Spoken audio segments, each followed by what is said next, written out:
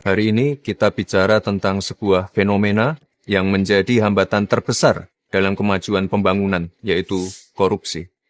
Korupsi adalah kejahatan luar biasa yang tidak hanya menghambat pertumbuhan ekonomi, tapi juga menciptakan ketidakpastian iklim investasi, menurunkan kualitas layanan publik, dan lebih berat lagi, merugikan masyarakat secara luas.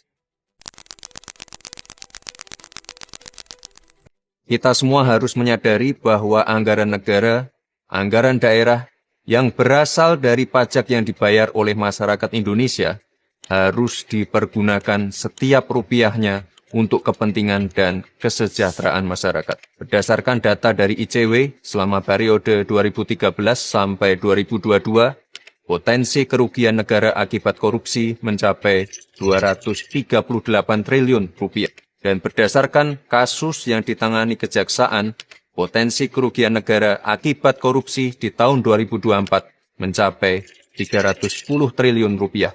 Namun, sayangnya hanya 1,6 triliun rupiah yang mampu dikembalikan ke kas negara. Artinya, pengembalian aset negara yang dikorupsi sangat sulit untuk dilakukan.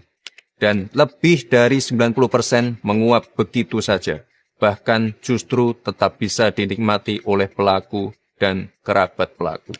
Memang penyimpangan ini tidak hanya terjadi di 1, 2, atau segelintir negara saja, tapi hampir semua negara mengalaminya.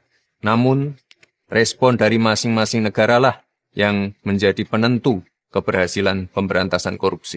Apalagi di era seperti sekarang ini, di mana kejahatan semakin terorganisir, bersifat lintas batas dan melibatkan teknologi terkini. Sehingga aset-aset hasil korupsi bisa digelapkan, bisa dilakukan pencucian yang mengakibatkan aset-aset tersebut sulit terlacak dan terdeteksi. Oleh sebab itu, Indonesia sangat perlu memperkuat sistem hukumnya agar mampu mengembalikan aset negara, membuat jera para pelaku, serta melindungi masyarakat dari potensi kerugian akibat korupsi. Teman-teman, komitmen dari Bapak Presiden sebagai pucuk pimpinan negara sudah sangat jelas, yaitu mendorong penuh pemberantasan korupsi dan pengesahan RUU perampasan aset. Kerugian negara yang dia timbulkan yang harus dikembalikan, makanya aset-aset pantas kalau negara itu menyita.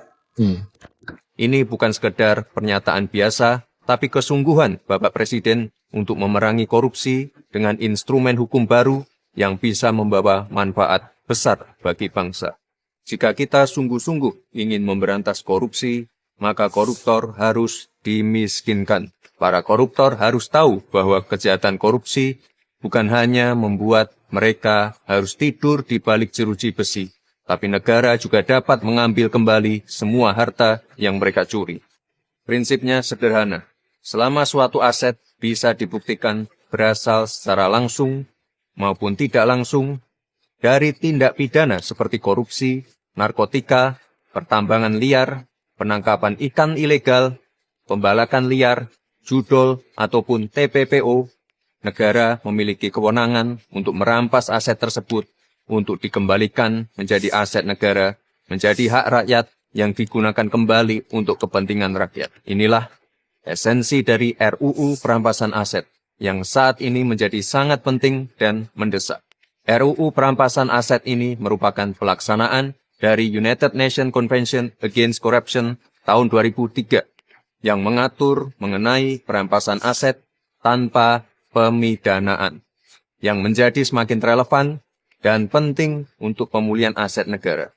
Apalagi ketika pelaku tindak pidana meninggal atau kabur ke luar negeri. Memang ada beberapa kekhawatiran seperti pelanggaran terhadap prinsip praduga tak bersalah, serta potensi penyalahgunaan wewenang. Kekhawatiran ini sangat bisa dipahami. Oleh sebab itu, pembahasan terkait RUU ini harus segera dilakukan secara serius, komprehensif, dan transparan, serta melibatkan semua pihak termasuk para praktisi dan profesional, agar menghasilkan regulasi yang kuat dengan pengawasan yang ketat, sehingga tajam kepada para pelaku, namun tidak sewenang-wenang kepada yang bukan pelaku. Beberapa negara lain juga telah lebih dahulu menerapkan konsep perampasan aset untuk tindak kejahatan tertentu, seperti di Belanda, Kolombia, Singapura, bahkan di Italia. Vila-vila mewah milik mafia disita dan diubah menjadi sekolah serta pusat kegiatan sosial. Pengalaman negara lain tentu bisa kita jadikan masukan agar RUU perampasan aset bisa efektif mengembalikan aset negara dan tidak menjadi instrumen yang bisa disalahgunakan.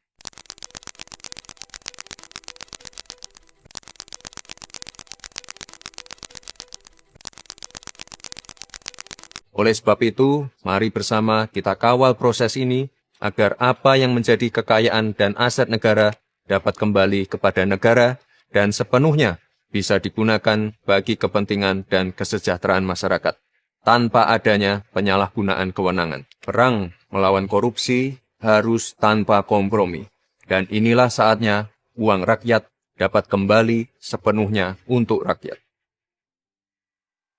Tribun X sekarang menghadirkan lokal menjadi Indonesia.